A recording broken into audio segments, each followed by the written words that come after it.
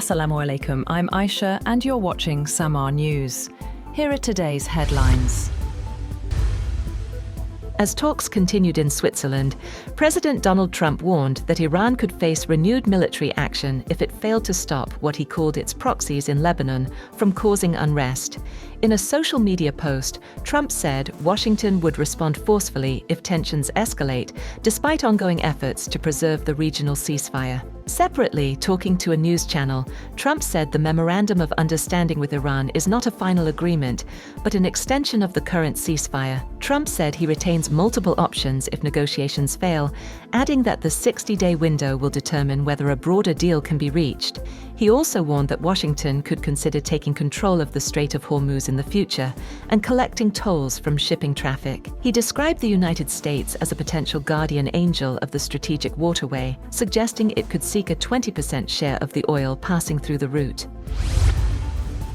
Iranian President Masoud Pezeshkian says the Memorandum of Understanding between Iran and the United States is fully aligned with Iran's interests. Speaking ahead of technical-level talks in Switzerland, Pezeshkian expressed hope that the results of the ongoing diplomatic process would soon become clear. He also reiterated that Iran does not seek to develop a nuclear weapon, describing it as a key issue in discussions with Washington.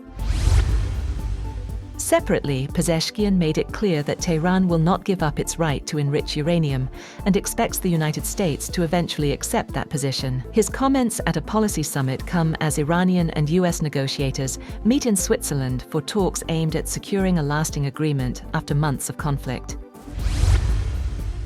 Qatar's Foreign Ministry spokesperson, Dr. Majid bin Mohammed Al Ansari, has praised Pakistan for its role in facilitating negotiations, highlighting its close cooperation and mediation efforts in supporting the talks. According to the statement issued by the ministry, Al Ansari has also welcomed the commitment of the United States and Iran to diplomatic solutions, while thanking Saudi Arabia, Turkey, Egypt, and the United Arab Emirates for helping create conditions conducive to advancing the negotiation process. Regional powers have welcomed the US-Iran Memorandum of Understanding, with the R4 group describing it as a constructive step toward de-escalation and regional stability. Meeting in Cairo, foreign ministers from Egypt, Turkey, and Saudi Arabia also praised Pakistan's mediation efforts, saying they were instrumental in helping secure the agreement. Earlier, Deputy Prime Minister and Foreign Minister Ishaq Dar and his Egyptian counterpart Badr Abdelati exchanged views on regional and international developments. They welcomed the US-Iran peace agreement and hoped that its effective implementation would contribute to lasting peace, stability, and prosperity in the region. US President Donald Trump says there will be no tolls for passage through the Strait of Hormuz during a 60-day ceasefire period, while adding that charges could still be imposed by and for the United States if the agreement is not fully implemented. In a post on Truth Social, Trump said no fees would apply even after the ceasefire period, but insisted Washington could act if commitments are breached. The remarks come amid uncertainty over the US-Iran memorandum aimed at de-escalating regional tensions. Israeli strikes in Lebanon killed at least 20 people, Lebanon's state media said, just a day after a ceasefire with Hezbollah came into effect. Israel said the attacks were in response to more than 50 projectiles fired by Hezbollah overnight, while the group accused Israel of repeated ceasefire violations and warned of retaliation. Lebanese authorities reported airstrikes across southern Lebanon and the Bekaa Valley, including a deadly hit on a residential building in Tyre district. Both sides traded blame as fighting continued, despite the truce.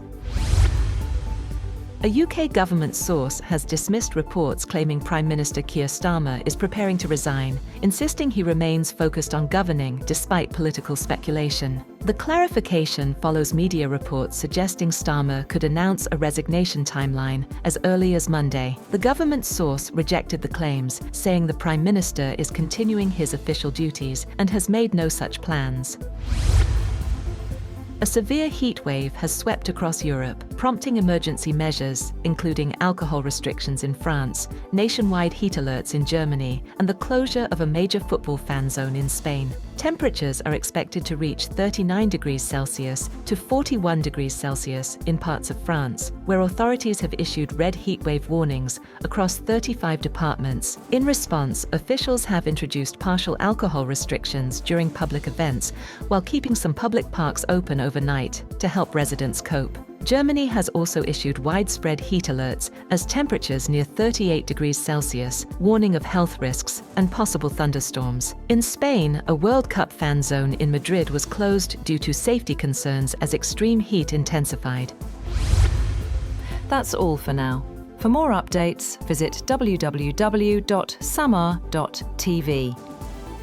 Thank you for watching Samaa News.